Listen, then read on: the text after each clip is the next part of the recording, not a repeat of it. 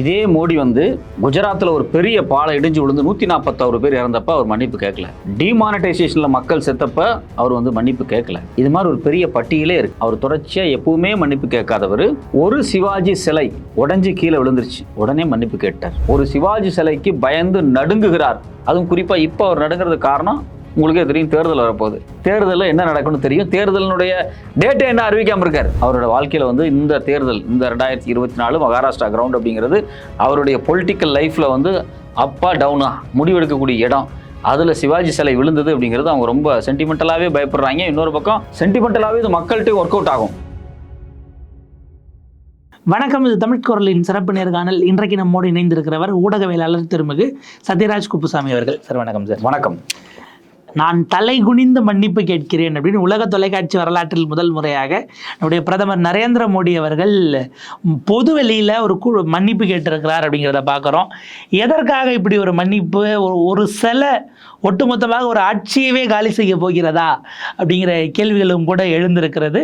என்ன நடக்குது மகாராஷ்டிராவில்? பிரதமர் ஏன் மன்னிப்பு கேட்கிறார்? பிரதமர் மோடி வந்து நான் அவருடைய அரசியல் வரலாறில் நான் மன்னிப்பு கேட்குறேன் அப்படின்னு ரொம்ப வருத்தப்பட்டு பேசியிருக்காரு. மகாராஷ்டிராவினுடைய சிஎம் சொல்லியிருக்காரு, அந்த உடைஞ்ச சிலையினுடைய பாதத்தை நான் 100 முறை தொட்டு வணங்குறேன் அப்படிங்கிறாரு. அடுத்தடுத்து மன்னிப்புகள், கோர தாண்டவங்கள், அழுகைகள், ஒரே பாஜக ஆதரவு தரப்பிலிருந்து. எதுக்குன்னா ஒரு சிவாஜி சிலை உடைஞ்சு கீழே விழுந்தது. இதே மோடி வந்து குஜராத்தில் ஒரு பெரிய பாலை இடிஞ்சு விழுந்து 141 பேர் இறந்தப்ப அவர் மன்னிப்பு கேட்கல. டிமானிட்டைசேஷனில் மக்கள் செத்தப்ப அவர் வந்து மன்னிப்பு கேட்கல. அவர் வந்து அடுத்தது பார்த்தீங்க அப்படின்னா வேளாண் சட்டத்தில் கிட்டத்தட்ட 600-700 பேர் வந்து போராடி இறந்து போனப்போ அவர் மன்னிப்பு கேட்கல. இது மாதிரி ஒரு பெரிய பட்டியலே இருக்குது. அவர் தொடர்ச்சியாக எப்பவுமே மன்னிப்பு கேட்காதவர். ஒரு சிவாஜி சிலை உடைஞ்சு கீழே விழுந்துருச்சு, உடனே மன்னிப்பு கேட்டார். அந்த அளவுக்கு சென்சிட்டிவான விஷயமா வந்து சிவாஜி ஸ்டாட்டு வந்து மகாராஷ்டிராவில் பார்க்கப்படுது அப்படிங்கிறது யதார்த்தமான உண்மை. மகாராஷ்டிராவில் பெரும்பாலும் எல்லா டிஸ்ட்ரிக்ட்லையுமே சிவாஜி சிலை வச்சுருப்பாங்க. சிவாஜியை பொறுத்த வரைக்கும் அவங்களுக்கு வந்து ஒரு இந்துத்துவாவினுடைய ஒரு முக்கியமான ஒரு குறியீடாக அவங்க பார்க்குறாங்க. முகல் சாம்ராஜ்யத்திலிருந்து தனக்கான ஆட்சி அதிகாரத்தை நிறுவிக்கொண்ட ஒரு மிக முக்கியமான மன்னராக அவங்க சிவாஜியை பார்க்குறாங்க. மராத்தி ப்ரைடு. ஆமாம், ஒரு மராத்தி ப்ரைடுன்னு கூட பார்க்குறாங்க. அவங்க தென்னிந்தியா, தமிழ்நாடு வரைக்கும் கூட அந்த மராத்தி ரூல் வந்துச்சு. இன்றைக்கும் தஞ்சாவூரில் மராத்தியர்கள் இருக்கிறாங்க அப்படிங்கிறது ஒரு கூடுதல் வரலாறு. நம்ம இந்த விஷயத்தை பொறுத்த வரைக்கும் நமக்கு என்ன அதிர்ச்சியான விஷயமா இருக்குது அப்படின்னா, இந்த சிலை துவங்க, அதாவது இனாகிரேட் பண்ணப்பட்டது பார்த்தீங்கன்னா கடந்த ஆண்டு டிசம்பர் மாதம். கிட்டத்தட்ட 8.5 மாதம் ஆகுது. 8 மாதத்துக்குள்ளே சிலை விழுந்துருச்சு. இது ரொம்ப பெரிய காஸ்ட்லி சிலையெல்லாம் கிடையாது. வந்து ஒரு கிட்டத்தட்ட அவங்கள பொறுத்த வரைக்கும் 2 கோடி 2.5 கோடி அவ்வளோதான். இதை ஏன் நான் காஸ்ட்லி சிலை இல்லைன்னு 2.5 கோடி சொல்கிறேன் அப்படின்னா, அவங்களுக்கு சிவாஜிக்கு வேற ஒரு ப்ராஜெக்ட் இருக்குது, 3000 கோடி ப்ராஜெக்ட். அவங்கள பொறுத்த வரைக்கும் அமெரிக்காவில் இருக்கக்கூடிய அந்த சுதந்திர தேவின்னு சொல்லக்கூடிய அந்த சிலையை விட ஒரு பிரம்மாண்டமான சிலையை கடலுக்குள்ளே அமைக்கணும். கிட்டத்தட்ட அதனுடைய பரப்பளவு எவ்வளோன்னு பார்த்தீங்கன்னா, அரபிக்கடலில் 42 ஏக்கராவுக்கு அவங்க வந்து உருவாக்கணும் அப்படின்னு பார்க்குறாங்க. கடலுக்குள்ளே 42 ஏக்கரா. அதை எதிர்த்து மீனவர்கள் பெரிய போராட்டம்லாம் பண்ணாங்க. இந்த சிலை குறித்து பேசும்போதே என்ன சொன்னாங்கன்னா, இது முக்கியமான மீன்பிடி இடம், இங்கே இந்த சிலையை கட்டக்கூடாதுங்கிற எதிர்ப்பு வந்துச்சு. கிட்டத்தட்ட 2016 நினைக்கிறேன். ஆமாம், 2016 டிசம்பர்லேயே மோடி சொன்னார், 2019 இன்னும் 3 மாதத்துக்குள்ளே நாங்கள் வந்து இந்த 3 ஆண்டுக்குள்ளே இந்த சிலையை நாங்கள் கட்டி முடித்து விடணும் பயங்கரமாக சொன்னார். ஆனால் இன்னைக்கு வரைக்கும் அந்த சிலை வந்து கட்டி துவங்க கூட படலை அப்படிங்கிறது நல்ல விஷயமா நான் பார்க்குறேன். ஏன்னா கடலுக்குள்ளே போய் நீங்கள் 42 ஏக்கர் 50 ஏக்கருக்கு ஒரு சிலையை கட்டி அதுக்கு ஒரு ரூட்டை போடுவீங்க. ராஜ்பவன்லேருந்து அது 1.5 கிலோமீட்டர் அப்படிங்கிறாங்க. அப்புறம் 1.5 கிலோமீட்டர் நீங்கள் வந்து ரூட்டை போட்டு அதுக்கு போட் சர்வீஸை கொடுத்து அதெல்லாம் கார்பரேட்டைஸ் பண்ணி மீனவர்கள் எல்லாத்தையும் அப்புறப்படுத்தி அதை சுற்றி வாழ்ந்துட்டு இருக்கக்கூடிய ஒட்டுமொத்த மீனவர்கள் வெளியே போய் அங்கே மீன்பிடிப்பு பகுதியாக இல்லாமல் அதனுடைய இதை குலைச்சி, ஆமாம் எல்லாம் குலைச்சி, இது இல்லாமல் நாளைக்கு வந்து புயல் வெள்ளம் வரும்போது அந்த கரையோரம் வாழ்ந்துட்டு இருக்கக்கூடிய மக்களுக்கு பாதுகாப்பு இல்லாமல் எல்லாத்தையும் ஒரு கார்பரேட்டைஸ் பண்ணி ஒரு சிலையை வச்சு அதை டூரிசமாக மாற்ற போகிறேன். அங்கே வந்து ஒரு பெரிய ஹோட்டல் உள்ளே கட்ட போகிறோம். உள்ளே வந்து ஒரு பெரிய ஃபுட் கோர்ட் இருக்கும், அது இருக்குது, இது இருக்கும், நிறைய கேட்டகரிஸ் கொடுத்துருக்காங்க. விட்டால் சினிமா தேட்டர் கூட கட்டுவாங்க. அது அவங்க ஒரு ப்ராஜெக்ட் 3000 கோடி அப்படிங்கிறாங்க. அது மினிமம். அதாவது என்னென்னா ஸ்டார்டிங்கு, அது முடியும் போது 5000 கோடி கூட ஆகலாம். கூடுதலாக போயிட்டு ரிவைஸ் எஸ்டிமேட்டில் கூட வாங்கிக்கலாம். ரெண்டாவது, எப்படி இது இவங்க கட்ட போகிறது கிடையாது. இவங்களுக்கு அந்த டெக்னாலஜியும் தெரியாது. இவங்க போய் சைனாலேயோ இல்லை வெளிநாட்டில் தான் கூட்டுற போகிறாங்க. ஏன் அப்படின்னா, இப்போ இந்த சிலை பார்த்தீங்க, இந்த சிலையை கட்டினது யாருன்னா இந்தியன் நேவி அப்படிங்கிறாங்க. அதில் நேவிக்கும் சில வடிவமைப்புக்கும் என்ன சம்பந்தம் அவங்ககிட்ட? அதான் ஒரு பெரிய ரொம்ப அதிர்ச்சியாக இருக்குது எனக்கு. நீங்கள் அவங்க சிலையை வைக்கும்போது என்ன சொல்கிறாங்கன்னா, இல்லை நாங்கள் நேவல் டேவுக்காக தான் அவரை வைக்கிறோம். சரி, ஓகே, நேவல் டேக்கு ஏன் வைக்கிறீங்கன்னா, அவர் ஒரு மிகப்பெரிய ஒரு கப்பல் படை வைத்திருந்தவர் அப்படின்னு சொல்கிறாங்க. ஆனால் அது வந்து ஏற்றுக்கொள்ளப்படாத ஒரு விஷயம். ஏன்னா இந்திய வரலாறுலேயே மிகப்பெரிய கப்பல் படை வச்சிருந்தது சோழர்கள் தான். நியாயப்படி பார்த்தீங்க அப்படின்னா நேவல் டேவாக இருக்கட்டும், இந்தியாவினுடைய கப்பல்களுக்கு சோழான்னு தான் பேர் வச்சிருக்கணும். ஆனால் அவங்க மராத்தா பேரை தான் வந்து இந்தியாவுடைய நேவிக்கு அங்கங்கே வச்சுக்கிட்டு இருக்காங்க. இதில் கூட பார்த்தீங்க அப்படின்னா நேவல் டே அன்னைக்கு தான் அவர் வந்து அந்த சிலையை திறக்கிறாரு, டிசம்பர் 4. ஆமாம். இப்போ நமக்கு என்ன கேள்வி வருது அப்படின்னா, இந்தியாவினுடைய கடற்படையினுடைய பெரிய வல்லமை சிறப்பு அப்படின்னு சொல்கிறது சோழர்களுக்கு மட்டும்தான். இந்திய மன்னர்கள்லேயே இந்தியாவை விட்டு வெளியே போய் கடல் கடந்து பல தேசங்களை பிடிச்ச ஒரே மன்னர் சோழர் மட்டும்தான். அது வந்து பிடிச்சு ஆக்கிரமித்து ரொம்ப காலம்லாம் வைக்கல, ஆக்கிரமித்து அதை பிடிச்சு அவங்களுக்கே கொடுத்துட்டு வர்றாங்க. ஏன்னா அவங்களுக்கு பொறுத்த வரைக்கும் வணிகம் தான் ரொம்ப முக்கியமாக பார்க்குறாங்க. வணிகத்துக்கு தடையாக இருக்கக்கூடிய எல்லா விஷயத்தையும் நீக்கிட்டு தான் சோழர்கள் அதை செய்கிறாங்க. இப்போ சிவாஜிக்கு வந்தோம்னா, சிவாஜி தான் இன்றைக்கி வந்து ஒரு நேவலினுடைய ப்ரைடாக இந்தியாவினுடைய நேவல் படைகளுக்கு பல சிவாஜி, சத்ரபதி அந்த பட்டங்களெல்லாம் சூட்டுறாங்க. அதே அன்னைக்கு அவருக்கு ஒரு பெரிய செலவு வைக்கிறாங்க. இதை இந்திய நேவி கட்டுச்சு அப்படிங்கிறாங்க. அதே நமக்கு ரொம்ப அதிர்ச்சியாக இருக்குது. இந்திய நேவி ஏன் சிலை கட்டணும்? அப்புறம் இன்றைக்கி ஸ்டேட் கவர்மெண்ட்லேருந்து முதலமைச்சர் பேசும்போது சொல்கிறாரு, அந்த சிலையை கட்டினது இந்திய நேவி, ஆனால் நான் 100 முறை சிலையை தொட்டு அப்பாலஜிஸ் பண்ணிக்கிறேன் அப்படிங்கிறாரு. அதாவது இப்போ ஊழல் பண்ணது மாநில அரசு இல்லை, மத்திய அரசுன்னு தள்ளி விடுறாங்க. கேள்வி இருக்கு. நேவி சைட்லேருந்து என்ன சொல்கிறாங்க அப்படின்னா, இல்லை இது வந்து இதுக்கான கான்செப்சுவலேஷன் அண்டு ஃபண்டு வந்து ஸ்டேட்டு தான் அப்படிங்கிறாங்க. உங்களுக்கு என்ன பிரச்சனை? இதை கட்டினது யார்? தெளிவாக சொல்லுங்கள். ஒன்று மாநில அரசுனா மாநில அரசுன்னு சொல்லுங்கள், மத்திய அரசுனா மத்திய அரசுன்னு சொல்லுங்கள். நீங்கள் எதையுமே சொல்லாமல் இப்போ என்ன பண்ணியிருக்காங்க அப்படின்னா, இதனுடைய கான்ட்ராக்டர் இருக்கார் இல்லையா, அவர் பேர் பார்த்தீங்கன்னா சேத்தன் பட்டேல், அவரை கைது பண்ணிட்டாங்க. கான்ட்ராக்டர் ப்ளஸ் இன்னொருத்தராருன்னா ஸ்ட்ரக்சரல் கன்சல்டன்ட்னு ஒருத்தரை பிடிச்சி கைது பண்ணியிருக்காங்க. அவர் எத்தனை லட்சம் ஃபீஸ் போட்டாருங்கிறது வேற. இதில் இன்னொரு அடிஷ்னல் தகவல் என்ன அப்படின்னா, இந்த சிலை வந்து அவசரமாக கட்டி வெகு விரைவில் திறக்கணும் அப்படிங்கிறதுக்காக மோடியினுடைய ஷெட்யூல் டேட்டுக்காகவே திறக்கப்பட்டுச்சு அப்படின்னு நாம சொல்லலை. சிவாஜியினுடைய வம்சாவளியில் இருக்கக்கூடிய 13வது மராத்தா ராயல் குடும்பத்தை சார்ந்த ஒரு தலைவர் சொல்லியிருக்கார். அவர் பேர் என்னன்னு பார்த்தீங்க அப்படின்னா சம்பாஜிராஜி சத்ரபதி அப்படிங்கிறவர் சொல்லியிருக்காரு. அவர் என்ன சொல்றாருன்னா, நாங்கள் இது குறித்து ஏற்கனவே PM மோடிக்கு கடிதம் எழுதியிருக்கோம்.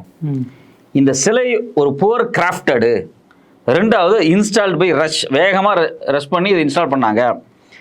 இது வந்து சிக்கலுக்குரியது, இது வந்து ஸ்ட்ராங்காக இல்லை அப்படிங்கிறத சத்ரபதி சிவாஜி வம்சத்திலிருந்து வரக்கூடிய 13வது டைனஸ்டியாக சொல்லப்படக்கூடிய கோலாப்பூர் ராயல் ஃபேமிலியை சேர்ந்த ஒரு தலைவர் கடிதமாக எழுதி மோடிக்கு கொடுத்துருக்காரு. ஸோ இப்போ இது எல்லாமே அவங்களுக்கு முதல்ல தெரிஞ்சிருக்கு. சிலை வந்து ஏதோ ஒரு டம்மி தான், இது எப்படி இருந்தால் விழுந்துரும் அப்படின்னு. சரி, அவங்க குடும்பத்தை சார்ந்தவங்களுக்கு ஒரு கன்சர்ன், எப்பா எங்கள் தாத்தா சிலை நீ சொல்கிற அது ஒரு நாள் மொத்தமாக போயிடும், தயவுசெய்து அதை கொஞ்சம் பார்த்துரு அப்படிங்கிறாங்க.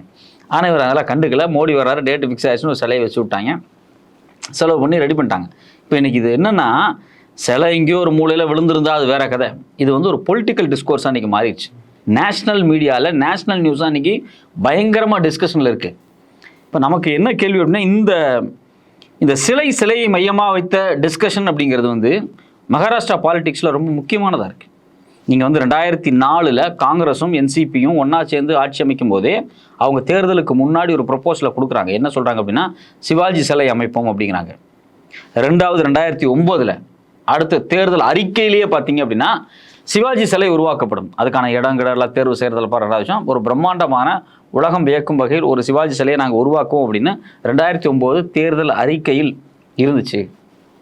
பிற்பாடு யார் அடுத்தது 2014 நம்ம தலைவர் வர்றாரு, யார் பிஜேபியை சார்ந்த முதலமைச்சர் தேவேந்திர பட்னாவிஸ் வந்து வர்றாரு. தேவேந்திர பட்னாவிஸ் வந்தோடனே சொல்கிறார், சிவாஜி சிலையை இன்னும் 40 மாதத்துக்குள்ளே நாங்கள் இன்ஸ்டால் பண்ணுவோம் அப்படிங்கிறார். இது அந்த 192 மீட்டர் இருக்கக்கூடிய அந்த சிவாஜி சிலையை நாங்கள் 40 மாதத்துக்குள்ளே இன்ஸ்டால் பண்ணுவோம் அப்படிங்கிற மாதிரியான ஒரு ப்ரொஜெக்ஷனாக 2014 சொல்கிறார். ஜி வந்து ஒரு 4 மாதத்தில் அங்கே தேர்தல் ஜெயிச்சு வந்தப்ப அவர் அதுக்கு பிறகு ஜி ஒரு 2 வருஷம் கழிச்சு போய் எப்பா இல்லை நாங்கள் வந்து கட்டிடுவோம் ஒரு. அப்போ வந்து மகாராஷ்டிரா அரசியலை தொடர்ச்சியாக ஆட்டி படைக்கக்கூடிய ஒரு விஷயம் என்னவா இருக்குது அப்படின்னா, இந்த சிலை அரசியலாக இருக்குது. சிவாஜியினுடைய சிலை. ஆமாம், சிவாஜி சிலை அமைப்போம்னு சொல்லாத கட்சியே கிடையாதுங்கிற லெவலுக்கு. ஆமாம், வேற அதாவது மக்களுடைய இயல்பு மனநிலையில் இருக்கக்கூடிய ஒரு ஒரு ஸ்டேட்டினுடைய ஐடென்டிட்டி ப்ரைடை வச்சு அவங்க வந்து எப்படியாவது ஆட்சி பிடிக்கணும்னு அவங்க நினைக்கிறாங்க. மராத்தா ஃபீலிங் அப்படிங்கிறது ஏற்கனவே வந்து கடந்த 50 ஆண்டுகளாக மும்பையிலே காலூன்னு ஒரு விஷயம். ஏன்னா தமிழர்களே வந்து அங்கே மிக மோசமாக அடித்து நொறுக்கி தாக்கப்பட்டிருக்காங்க. அதுக்கு வந்து இந்த பழைய சிவசேனா யார், இவங்க அப்பா இன்னைக்கு இருக்கக்கூடிய உத்தவனுடைய தந்தையார் பால் தாக்கரே வந்து ஒரு மிகப்பெரிய மராத்தா ஃபீலிங்கை கட்டி அமைச்சு மராத்தியர்கள் அல்லாதவர்கள் மீது வன்முறையெல்லாம் அங்கே நிகழ்த்தப்பட்டிருக்கிறது. தமிழர்கள் மிக கொடூரமாக கொலை செய்யப்பட்டிருக்காங்க. வரலாறு வேற. அந்த தீவிர இனவாதம் தான் மதவாதத்தோடு கூடிய இனவாதமாக இருந்ததுனால தான் அவங்க பிஜேபி சைட்லைன் பண்ணி வளரக்கூடிய ஒரு ஸ்பேஸும் இருந்தது. ஆமாம், நீங்கள் வந்து இதில் 2 விஷயம் இருக்குது. நீங்கள் வந்து சிவசேனாவோ மற்றவங்களும் அவங்களும் இந்துத்துவா கொள்கை இருந்தாலும் அவங்க மராத்தா ப்ரைடுங்கிறத பிரைமரி. அதுலேருந்து அவங்க சிவாஜியை சூஸ் பண்ணிக்கிறாங்க, அதுலேருந்து அவங்க பேட்டர்னாக போகிறாங்க. பட் ஆனால் பிஜேபியை பொறுத்த வரைக்கும் மராத்தா ப்ரைடு அப்படிங்கிறது அவங்களுக்கு 2வது விஷயம். அங்கே அவங்களை பொறுத்த வரைக்கும் சிவாஜி அப்படிங்கிறது முகலுக்கு எதிரானவர், முஸ்லீம்களுக்கு எதிரானவர், அவங்களை அடித்து ஓட விட்டவர், அதனால் அவர் நமக்கு தலைவர். அது வந்து இந்தியாவினுடைய ஒரு பெரிய ப்ரைடாக அந்த சத்ரபதி ஃபேமிலி அப்படின்னு சொல்லக்கூடிய இந்த சிவாஜி குடும்பத்தை வந்து அவங்க ஒரு போர்ட்ரேட் பண்ணுறாங்க. ஸோ அப்போ இந்த பாலிடிக்ஸ் தான் மகாராஷ்டிராவை ஆட்டி படைச்சிக்கிட்டு இருக்கு பல ஆண்டுகளாக. குறிப்பாக கடந்த 20 ஆண்டுகளாக இந்த சிலை அரசியல் ரொம்ப மோசமானதாக போயிட்டு தான் இருக்குது. நமக்கு வரக்கூடிய கேள்வி என்ன அப்படின்னா, நீங்கள் இதே மகாராஷ்டிராவில் 2024 பிப்ரவரி கிட்டத்தட்ட 4-5 மாதத்துக்கு முன்னாடி நீங்கள் ஊரன் பிரிட்ஜ் கொலாப்ஸ் நடந்துச்சு. ஊரான் ஒரு பகுதி ஒரு மிகப்பெரிய கொலாப்ஸ் நடந்து 2 பேர் இறந்து போனாங்க. பிரிட்ஜு மோசமாக காயம்பட்டு உடஞ்சி நொறுங்கிச்சு. இது மட்டும் இல்லாமல் கட்டிகிட்டு இருந்த பிரிட்ஜில் வந்து சாவித்திரி ரிவர் பிரிட்ஜ், மும்பையிலிருந்து கோவா போகக்கூடிய அந்த ஹைவே இருக்குது பார்த்தீங்களா, அந்த ஹைவேல இருந்த சாவித்திரி ரிவர் பிரிட்ஜு உடஞ்சி அன்றைக்கி 22 பேர் செத்தாங்க. அது மட்டும் இல்லாமல் October 2023 Mumbai Goa 4 line bridge collapse ஆகி கீழே விழுந்துச்சு. அதில் மக்கள் இறந்தாங்க. இது மாதிரி மகாராஷ்டிராவில் கடந்த 4-5 ஆண்டுகளில் உடஞ்ச பிரிட்ஜுகளோட பட்டியல் எடுத்தால், உயிர் சேதங்கள் எடுத்தால் எக்கச்சக்கமாக இருக்குது. அதுக்கெல்லாம் அவர் இது வரைக்கும் மன்னிப்பெல்லாம் கேட்கல. இப்போ highways department Mumbai to Goa 4 line highway, national highway போடுறது யார்? Central government. இது என்னன்னா மகாராஷ்டிராவில் இருந்து வந்தவர் தான் நெடுஞ்சாலைத்துறை அமைச்சராக 11 வருஷமா. ஆமாம், அதான் முக்கியமான விஷயமா இருக்கு. ஏங்க கட்காரி தாங்க நீங்கள் வந்து நெடுஞ்சாலைத்துறை அமைச்சராக இருக்காரு, 4 லைன் போடுறேங்கிறாரு, பிரிட்ஜு உடஞ்சி நொறுங்கி விழுகுது. நம்ம வந்து ட்விட்டரில் இந்த வீடியோலாம் பார்த்தேன். அவ்வளோ மோசமாக உடஞ்சி அந்த சிட்டியை கிராஸ் பண்ணி போகிற இடங்களை கிராஸ் பண்ணி போகிற இடத்துல உடஞ்சி நொறுக்குது, மக்கள் சேராங்க, 22 பேர் சாராங்க ஒரு பிரிட்ஜ் கொலாப்ஸில். இப்படி ஒன்றா பெரிய பட்டியல் இருக்குது. இது எதுக்குமே அவங்க அட்ரஸ் பண்ணலை. இது என்ன நடந்துச்சுன்னு அவங்க விசாரணை பண்ணாங்களா என்னன்னு தெரியல. இது குறித்து வாயே திறக்கல. ஆனால் இந்த சிலை உடஞ்சோடனே 2 இண்டிபெண்டன்ட் இன்வெஸ்டிகேஷன் கமிட்டி ஆரம்பிச்சிருக்காங்க. பாருங்கள், முதல் கமிட்டி என்னன்னா நேவல் அஃபீஷியல்ஸ், 2வது officers from IIT and professors. அதில் யாருன்னா ஆர்கிடெக்சர் ஃப்ரம் இந்தியன் ஆர்கிடெக்சர் டிபார்ட்மெண்ட்ஸ்லேருந்து, இது இல்லாமல் எக்ஸ்பர்ட் இன்ஜினியர்ஸ், இது எல்லாம் இல்லாமல் இன்டர்நேஷ்னல் லெவலில் இருக்கக்கூடிய இந்த ஸ்கல்ப்சர் டிசைன் பண்ணக்கூடிய ஆட்கள் இருக்கிறாங்களா அவங்க, இது எல்லாத்தையும் வர வைக்கிறாங்க. இதெல்லாம் சிலையை உருவாக்குறதுக்கு முன்னாடி இதெல்லாம் அமைச்சு செக் பண்ணி போட்டுக்கலாம். முடிவு பண்ணிட்டீங்க சிலை வைக்கிறதுன்னு, அதை அப்படியே செஞ்சுருக்கலாம். இது 2 இல்லாமல் நேவி சும்மா இல்லை, யார்? Defence minister Rajnath Singh. இல்லை நாங்கள் ஒரு கமிட்டி போகிறோம்னு சொல்லி ஒரு ஜாயின்ட் கமிட்டி போட்டு டிஃபென்ஸ் அஃபீஷியலை கொண்டு இறக்கி விட்டுருக்காரு. யார்? நேவல் அஃபீஷியல்ஸ் வந்திருக்காங்க, ஜாயின்ட் டெக்னிக்கல் கமிட்டி வந்துருச்சு. மகாராஷ்டிராவில் உட்காந்து இந்த சிலை ஏன் விழுந்துச்சு அப்படின்னு யோசிச்சுட்டு இருக்காங்க. இப்போ எனக்கு இதை பார்க்கும்போது ரொம்ப நமக்கு அதிர்ச்சியாக இருக்குது. இப்போ ஏற்கனவே ராமர் கோயிலில் ஓட்டையாகி தண்ணி ஒழுகுனப்போ இல்லை இந்த அந்த சூரிய வெளிச்சம் வந்து அவர் நெத்தியில் படுறதுக்காக ஐஐடியிலேருந்து ஒரு டீம் போய் அதை ஒர்க் பண்ணாங்க அப்படின்னு சொன்னாங்க. சூரிய திலக். ஆமாம், அதை நம்ம ஊர் மேஸ்திரிட்டு சொன்னாலே அழகாக பண்ணி கொடுத்துருவாரு. அந்த சூரிய திலக்குக்காக ஐஐடி, அது இல்லாமல் இந்தியாவினுடைய ஃபேஷன் அந்த ஆர்கிடெக்சர் டிபார்ட்மெண்ட்டு, இப்படி பல டிபார்ட்மெண்ட்டு போய் ஒரு சூரிய திலக்காக ஒர்க் பண்ணாங்க அப்படின்லாம் சொன்னாங்க. ஸோ இப்போ இதே கதை இங்கே நடக்குது. ஏங்க சிம்பிளாக இன்னொரு விஷயம், குஜராத்தில் என்ன நடந்துச்சு? அக்டோபர் 30, 2022 அந்த முச்சு ரிவரில், மோர்பி, மோர்பியா, அது வேணும் முச்சுன்னு போகிறோம், மோர்பி பாலத்துக்கு பேர் மோர்பி. ஆமாம், அந்த முச்சு ரிவரில் இருந்த அந்த மோர்பி பிரிட்ஜ்னு சொல்லக்கூடியது உடஞ்சி நொறுங்கி கீழே விழுந்துச்சு. அது அப்படியே தொங்குற பால், அது அப்படியே வெயிட் தாங்காமல் கீழே விழுந்துச்சு. 141 பேர் செத்தாங்க. கிட்டத்தட்ட ஒரு 150 பேர் இன்னும் இன்ஜுரிஸில் தான் இருக்காங்க, ஒரு கை கால் போனவங்க இருக்காங்க. இப்போ நீங்கள் அந்த டெண்டர் கொடுக்கப்பட்டுச்சு பார்த்தீங்களா, அந்த டெண்டர் கொடுத்து அதை கட்டினா பார்த்தீங்களா, அவனுக்கும் பிரிட்ஜ் கன்ஸ்ட்ரக்ஷனுக்கும் சம்மந்தமே இல்லை அப்படிங்கிறாங்க. ஏதோ கேபிள் ஒயர் பண்ணிக்கிட்டு இருந்தேன். ஆமாம், 2வது அவங்க வாட்ச் கம்பெனிக்காரன்னு சொல்கிறாங்க. வாட்ச் கம்பெனி சைடில் கேபிள் பண்ணுறது, அந்த இது வாங்குறது, கம்பி வாங்குறது, இந்த வேலை பார்த்துட்டு இருந்தவன். இன்வெஸ்டிகேஷனில் தெரிய வந்த விஷயம் அப்படின்னா, இந்த 141 பேர் சாவுக்கு காரணம் அது முறையாக அது டெக்னிக்கலாகவே சரியாக கட்டப்படலை அப்படிங்கிற இஷ்யூவாக இருந்துச்சு. ஏன்னா பிரிட்ஜ் கட்டி பழக்கம் இல்லாத கம்பெனி டெண்டரு. 2வது அந்த காலகட்டத்தில் பார்த்தீங்கன்னா 2022 இது குறித்து சோஷியல் மீடியாவில் பதிவு போட்ட எல்லா பதிவையும் நீக்கிட்டு இருந்தாங்க. வீடியோஸ் போட்டதெல்லாம் நீக்கிட்டு இருந்தாங்க, அதனுடைய ரீச்சை கட் பண்ணிட்டு இருந்தாங்க. ஆனால் நீங்கள் சிவாஜி சிலை விழுந்தோடனே அங்கே சிவாஜி சிலை விழுந்துருச்சு, உடஞ்சிருச்சு, நொறுங்கிருச்சு. எந்த உயிர் சேதம் கிடையாது, யாருக்கும் காயம் கிடையாது. சிவாஜிக்கு மட்டும்தான் காயம், வேறு யாருக்கும் காயம் கிடையாது. ஆனால் நீங்கள் மன்னிப்பு கேட்குறீங்க, காலத்தொட்டு கும்பிட்றீங்க, அவர் ஸ்டேட்மெண்ட், இவர் statement, joint committee, navy committee, எல்லாரும் வந்து நிற்கிறான். பட் ஆனால் 141 மக்கள் இறந்தப்போ ஏன் அங்கே போய் ஒரு டிசாஸ்டர் மேனேஜ்மெண்ட் குரூப்போ இல்லை நேவி குரூப்போ அதை பார்த்து அதுக்கு என்ன காரணங்கிற டீட்டெயில் ரிப்போர்ட் கொடுக்கல? ஒரு பிரதமர் வந்து அதை நான் வந்து மன்னிப்பு கேட்குறேன், இல்லை ஒரு மாநிலத்திலேயும் முதலமைச்சர் அவங்க மன்னிப்பு கேட்டிருக்கலாம். ஆமாங்க, அந்த பிரிட்ஜ் டெண்டரில் ஏதோ கொலாப்ஸ் நடந்திருக்கு, பொது மன்னிப்பு கேட்டிருக்கணும். அது முறையாக இன்வெஸ்டிகேட் பண்ணப்பட்டு அந்த நிறுவனம் என்ன தண்டனைக்கு உட்படுத்தப்பட்டிருக்கு அப்படிங்கிறதெல்லாம் கேட்கணும். இப்போ நீங்கள் வந்து இதை வந்து 24 ஹவர்ஸ்க்குள்ளே இந்த கான்ட்ராக்டரை கைது பண்ணிட்டீங்க. இந்த ஸ்ட்ரக்சரல், அதாவது இந்த சிலையை வந்து ஸ்ட்ரக்சர் பண்ணி கொடுத்தா அந்த ஸ்கல்ப்சருக்கு ஒர்க் பண்ண ஆளை பிடிச்சி டிசைனரை கைது பண்ணி வச்சுருக்கீங்க. ஆனால் பிரிட்ஜு கொலாப்ஸ் ஆனப்போ அந்த கம்பெனியினுடைய தலைவரை நீங்கள் கைது பண்ணீங்களா அப்படின்னு ஒரு பெரிய கேள்வி வருதா இல்லையா? அது இன்றைக்கி வரைக்கும் நம்ம ஒரு கேள்வியாக இருக்குது. இது மாதிரி வந்து சிம்பிளான விஷயம். கடந்த ஒரு 2 மாதத்தில் நம்ம காதில் அதிகமாக விழுந்த நியூஸ் எது அப்படின்னா பீகார் பிரிட்ஜு கொலாப்ஸ். 12 பிரிட்ஜு பீகாரில் வந்து ஒரு 30-40 நாளில் உடஞ்சி விழுந்திருக்கு. என்ன கேட்குறேன், அங்கே வந்து அவங்களுடைய கூட்டணி கட்சி தான் ஆட்சி பண்ணிட்டு இருக்காங்க. ஒவ்வொரு தடவையும் பிரிட்ஜ் உடையும் போது மக்கள் செத்துக்கிட்டு தான் இருக்காங்க. நீங்கள் என்ன மன்னிப்பு கேட்டிருக்கீங்க? இதையெல்லாம் விடுங்க. ஒவ்வொரு நாளும் பத்திரிக்கை எடுக்கும்போது ரயில்வேஸ் ஆக்சிடெண்ட் நடந்துக்கிட்டே இருக்கு. நம்ம எல்லாத்தையும் குலுக்கி அள வச்ச மிக மோசமான ஒரு ரயில் விபத்து ஒரிசாவில் நடந்துச்சு. 3 ரயில்கள். ஆமாம், நான் என்ன கேட்குறேன், அதில் அந்த குறிப்பாக பெங்காலிஸ் தான் சவுத்தை நோக்கி வந்துக்கிட்டு இருந்தாங்க. பெங்காலிஸ் ஏன் சவுத்தை நோக்கி வராங்கன்னு நமக்கு தெரியும். ஏன்னா அவங்களுக்கு வேலை இல்லை அங்கே. குறிப்பாக பெங்காலி, ஒரிசாவை சார்ந்து, பீகார் சார்ந்து, ஜார்க்கண்ட் சார்ந்த எல்லாரும் தென்னிந்தியாவை நோக்கி, கர்நாடகா, தெலுங்கானா, அது மட்டும் இல்லாமல் ஆந்திராவை நோக்கி, குறிப்பாக கேரளாவை நோக்கியும் போயிட்டுருக்காங்க. அப்படின்னா அவங்களுக்கு வேலை வேணும், சாப்பாடு வேணும், உணவு வேணும். அந்த மக்கள் ட்ரெயினில் வர்றாங்க. சாமானிய மக்கள் ட்ராவல் பண்ணக்கூடிய அந்த ட்ரெயினை நீங்கள் ஒரு கவாச் கருவி பொருத்தாமல் சாகடிச்சிட்டிங்க. கவாச் கருவி பொறுத்த சொல்லி 15 வருஷத்துக்கு முன்னாடியே மம்தா பானர்ஜி காலத்தில் இருந்தப்பவே அந்த அம்மாவே வந்து பட்ஜெட்டில் கொண்டு வந்துருச்சு. இருந்தப்போ நீங்கள் எந்த ஒரு கவாச்சும் பொருத்தாமல் நீங்கள் முழுக்க வந்து வந்தே பாரத் ட்ரெயினை விட்டு அது எருமை முட்டி, மாடு முட்டி, அது உடஞ்சி போயிட்டுருக்கு. அதில் நீங்கள் அந்த நிறைய ஃபோட்டோஸ் இப்போ வெளியே வந்துட்டுருக்கு. யார் நம்ம வந்தே பாரத் ட்ரெயின் குறித்து எல்லா சேர்ஸு அது இதுன்னு எல்லாமே போயிட்டுருக்கு. அப்போது இவ்வளோ விஷயங்கள் தொடர்ச்சியாக நடந்துகிட்டு இருக்கும்போது ரயில் விபத்து பொருட்படுத்தவே இல்லை. அதில் மக்கள் சாகுறது அப்படிங்கிறது ரொம்ப நார்மலாக நடந்துக்கிட்டே இருந்துச்சு. செத்த அன்னைக்கு அங்கே போய் நின்றுட்டு அது டெக்னிக்கல் மிஸ்டேக், அந்த மிஸ்டேக்குன்னு பார்க்குறீங்க. குறைஞ்சபட்சம் ரயில்வே மினிஸ்ட்ரியாவது வரைக்கும் ஒரு தடவை மாற்றிருக்கீங்களா? ஒரு ஆக்ஷன் எடுத்துருக்கீங்களா? அவர் மேலே ஏதாவது நடவடிக்கை எடுத்துருக்கீங்களா? அவர் மேலே அப்படின்னா எந்த நடவடிக்கை எடுக்கல.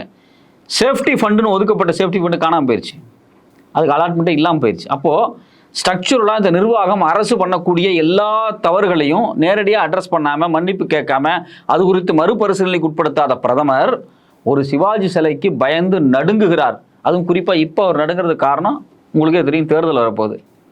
தேர்தலில் என்ன நடக்குன்னு தெரியும். தேர்தலினுடைய டேட்டை என்ன அறிவிக்காமல் இருக்கார். மகாராஷ்டிரா டேட் அறிவிச்சா அவருக்கு என்ன நடக்குன்னு அவருக்கு நல்லாவே தெரியும். ரெண்டாவது, என்னடா இப்படி தேர்தல் நேரத்தில் வந்து இப்படி வந்து ஸ்டாச்சு விழுந்துருச்சு, இது அவசகுணமாக இருக்கே, இது என்ன, இது எப்படி சமாளிக்கிறது, இது நமக்கு ஒரு பெரிய சிக்கலாக மாறுமே அப்படின்னு உண்மையிலே பயப்படுறாங்க தான். ஏன்னா ஏற்கனவே பார்த்தீங்கன்னா மகாராஷ்டிரா அப்படிங்கிறது மோடியினுடைய எதிர்காலத்தை முடிவு செய்யக்கூடிய ஒரு கிரவுண்டு, முக்கியமான கிரவுண்டு.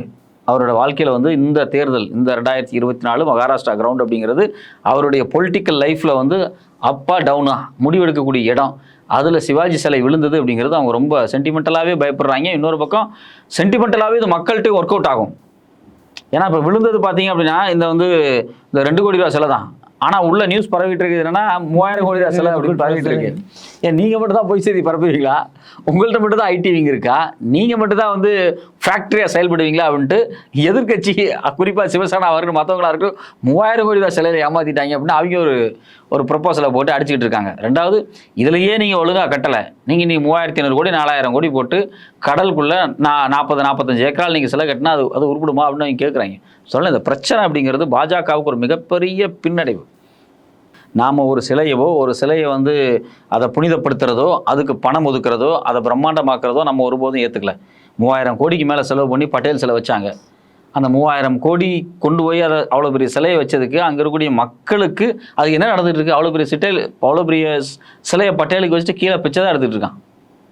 அதுதான் நடந்துகிட்டு இருக்கு. பிரம்மாண்டமான ஒரு சிலையை வச்சுட்டு 3000 கோடி 4000 கோடி செலவு பண்ணிட்டு கீழே என்ன பண்ணுவாங்க அப்படின்னா யாரோ ஒருத்தங்க 2 பேர் கடலை மிட்டாயும் ஏதாவது சிறு சிறு பொருட்களை மாங்காயும் விற்றுக்கிட்டு இருப்பாங்க, பிச்சை எடுத்துக்கிட்டு இருப்பாங்க, உட்காந்து கிளி ஜோசி பார்த்துட்டு இருப்பாங்க நம்ம மக்கள். அந்த நிலைமை தான் நம்ம மக்களுடைய வாழ்க்கையாக இருக்குது.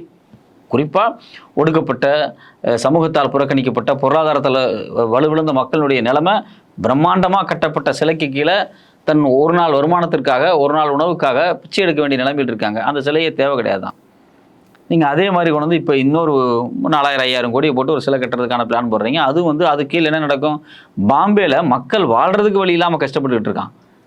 அவ்வளோ கஷ்டப்பட்டு இருக்கக்கூடிய சேரிகளில் மக்கள் அவ்வளோ தூரம் நெருக்கடிகளை வாழ்ந்துட்டு இருக்கக்கூடிய ஒரு மழை வந்துச்சுன்னா பாம்பே எவ்வளோ கஷ்டப்படுதுன்னு ஒவ்வொரு மலைக்கும் நம்ம பார்த்துக்கிட்டு தான் இருக்கோம். நீங்கள் ஆனால் 4000-5000 கோடி போட்டு அங்கே சிலை கட்டுவோங்கிறீங்க. ஆனால் மும்பை நகரத்தை ஒரு விரிவாக்கம் பண்ணி இன்னும் அதில் வந்து என்ன செய்யலாம் அப்படிங்கிறது குறித்தெல்லாம் அவங்களுக்கு எந்த திட்டமே கிடையாது, எந்த பிளானிங் டெவலப்மெண்ட்டே கிடையாது. பட் ஆனால் சிலைக்கு அவங்க செலவு பண்ண நினைக்கிறாங்க. ஸோ அப்போ எந்த திட்டமே இல்லாமல் ஒரு பாப்புலிஸ்டான ஒரு பெரிய வெகுஜன உளவியலை அறுவடை செய்கிறதுக்காகவே அவங்க சிலைகளை பயன்படுத்திட்டு இருந்தாங்க. அதே சிலை இன்னைக்கு விழுந்து மோடிக்கு ஒரு மிகப்பெரிய பின்னடைவை ஏற்படுத்தி இருக்கிறது. முதலாக வரலாற்றிலேயே மோடி தலைவணங்கி என்னை மன்னிச்சிருங்க அப்படின்னு கேட்டிருக்காரு. அது வந்து சிவாஜியால் தான் நடந்திருக்கு. மேலும் மேலும் இன்னும் பல மன்னிப்புகளை வந்து மோடி கேட்பார் அப்படின்னு நம்ம எதிர்பார்க்குறோம். மிக நிச்சயமாக ஒருவேளை தேர்தல் முடிந்திருந்தால் மன்னிப்பு வந்திருக்குமா என்பதும் சந்தேகத்துக்குரியது தான். ஆமாம், அப்படிங்கிறத மட்டும் நம்ம பார்க்கணும். இதுக்கே 4 நாட்கள் ஆகியிருக்கிறது. பட் அது எப்படி போகுது, இதனுடைய அரசியல், அதை ரொம்ப விரிவாக பகிர்ந்துக்கிட்டீங்க. உங்கள் நேரத்துக்கும் கருத்துக்களுக்கும் ரொம்ப நன்றி.